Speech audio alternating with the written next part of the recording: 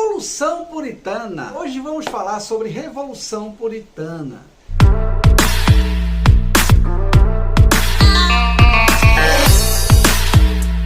Essa Revolução Puritana foi um movimento, uma guerra bastante sangrenta, um conflito armado bastante conturbado que ocorreu na Inglaterra. Vale salientar que foram 7 anos de árduo combate, uma guerra civil que ocorreu na Inglaterra. A Revolução Puritana, ela vai ser o primeiro processo revolucionário da Inglaterra.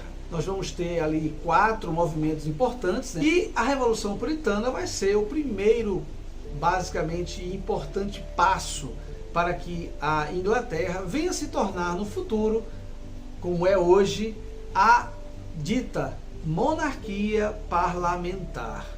A Revolução Puritana ela se deu em 1642 e ela vai ocorrer até 1649. Foram 7 anos sangrentos de guerra civil na Inglaterra, onde o país ele vai ser dividido em 2 grupos, como 2 exércitos. Olha, a Revolução Puritana ela não foi nada fácil, porque Revolução Puritana é justamente a guerra, a cisão, o combate entre pessoas ligadas ao parlamento inglês e pessoas ligadas ao rei. Na ocasião era o rei Carlos I. Carlos I era um rei absolutista, como eram os antecessores. O rei absolutista ele tinha o seu costume de trazer as medidas absolutistas, né, como criação de impostos, cobrança de impostos meio abusivos, leis que favoreciam os seus, eram medidas naturais do absolutismo. Porém, existia um período da história da Inglaterra, que foi basicamente aí nesse tempo de 1642, onde o parlamento ele vai se constituir de puritanos. A maioria desse parlamento era composta de puritanos. Os puritanos eram pessoas mais ligadas a uma burguesia emergente, a uma situação bem diferente da aristocracia que existia, ligadas ao rei absolutista. Então, esse parlamento ele vai pela primeira vez se opor ao rei Carlos I, e vai ser um marco na história da Inglaterra, porque foi a primeira vez que o parlamento disse não ao rei, às suas medidas, às suas formas absolutistas de governar. O rei Carlos I foi o rei que inaugurou a dinastia Stuart. Ele já estava no poder desde 1625 e quando chegou ali por volta de 1642, eclodiu, né, a guerra contra o rei, a reação do parlamento contra o rei absolutista Carlos I. Como era de costume, o rei Carlos I convoca o parlamento para a aprovação de alguns impostos que ele tinha criado. Tinha um imposto chamado Ship Money. O Ship Money era um imposto mais para os lugares onde tinha alfândega, onde tinha porto. Então era um imposto regional. Carlos I ele queria que esse imposto se tornasse um imposto nacional. Uma outra coisa que ele também queria era impor o anglicanismo como religião. Já o parlamento ele tinha a seguinte situação: ele não era uma instituição permanente. O parlamento ele era apenas convocado quando o rei queria. Quando o rei queria que o parlamento aprovasse uma determinada medida, um determinado imposto criado por ele, ele convocava esse parlamento. Então o parlamento ele vivia em função do absolutismo. Nessa ocasião, esse parlamento ele não vai aprovar as medidas do rei. A maioria era de puritanos. E esse parlamento, que tinha uma composição um tanto diferente, ele vai se opor pela primeira vez na história ao seu rei absolutista. Como era esse parlamento, basicamente? O parlamento ele era composto por 2 câmaras, né? A gente viu até na aula anterior que a primeira câmara era a Câmara dos Lordes. Os lordes eram as pessoas mais ligadas ao rei, né? A aristocracia, os mais nobres. Então todo aquele pessoal que realmente fazia a linhagem, né, de nascimento, pessoas de sangue real.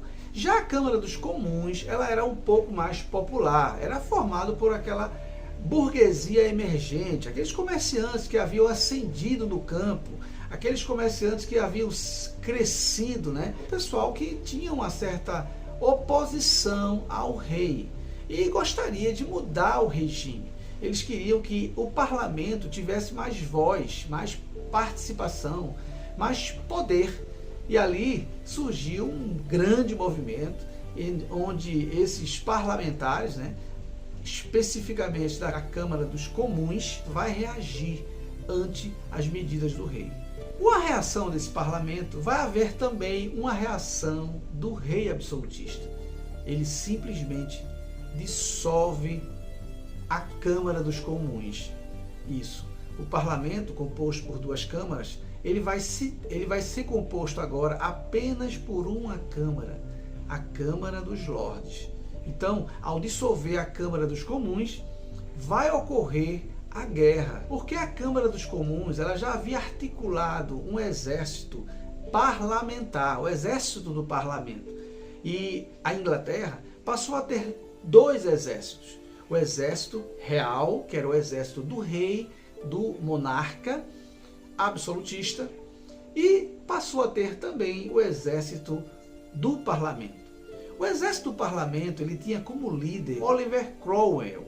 Oliver Cromwell ele foi alguém que exerceu uma liderança muito importante nesse exército. Ele tinha uma didática, uma forma de funcionar, de se organizar muito diferente do exército real, porque ele criou uma série de critérios para a promoção. Isso foi um motivo de grande motivação para os soldados, porque para ascender na carreira, para se ter promoções, não era mais necessário ter linhagem, ou seja, ter nascimento específico para se ter as promoções. A promoção ela se daria pelo mérito. Então, na medida que o soldado se destacava positivamente, na medida que ele se destacava nos combates, nas guerras, ele ali seria promovido, ou seja, por mérito, simplesmente por mérito. Isso mudou completamente a cara do exército. Esse exército do parlamento, ele vai se tornar um exército mais forte e realmente ele vai tirar vantagem em cima do exército real. O exército real vai ser derrotado em 1649. Nessa derrota, a cabeça do rei absolutista é decepada. Ele é julgado, condenado e executado pelo parlamento. Então o parlamento ele é vitorioso. O exército do parlamento vai ser o exército da vez. É o exército que ganha esse combate, essa guerra sangrenta que foi a Revolução Puritana. Essa guerra toda ela é uma coisa que realmente vai refletir numa mudança significativa na Inglaterra. O parlamento ele passa a ter voz, passa a ter organização política muito mais arrojada. Naquele momento, o parlamento contesta o rei. O rei ele não é mais absolutista. Naquele instante, cria-se uma nova era na Inglaterra, onde se opõe ao absolutismo monárquico e a ideia do rei ter o seu direito divino. Antes de ser decepado, o rei assina a petição de direitos.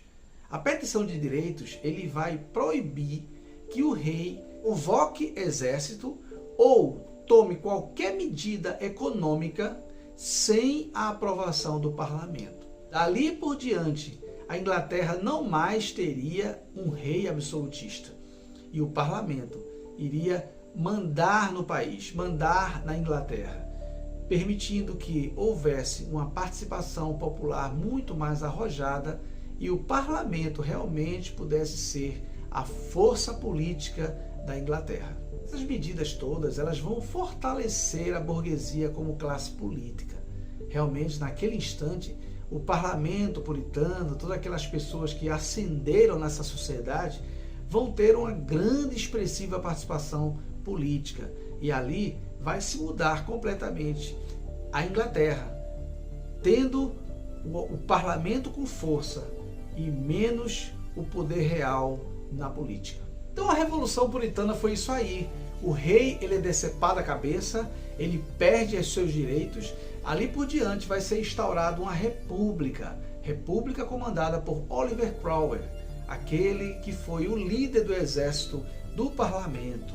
Daí por diante surge a segunda fase da Revolução Inglesa, que é a República Ditatorial de Oliver Cromwell. Então, no próximo vídeo, você vai conhecer como foi a ditadura de Cromwell, porque a Revolução Puritana ficou para trás. Se você gostou desse vídeo, dê um like. E se você ainda não é inscrito, não esqueça de se inscrever no canal. Eu sou Eleo Santos, seu professor de História.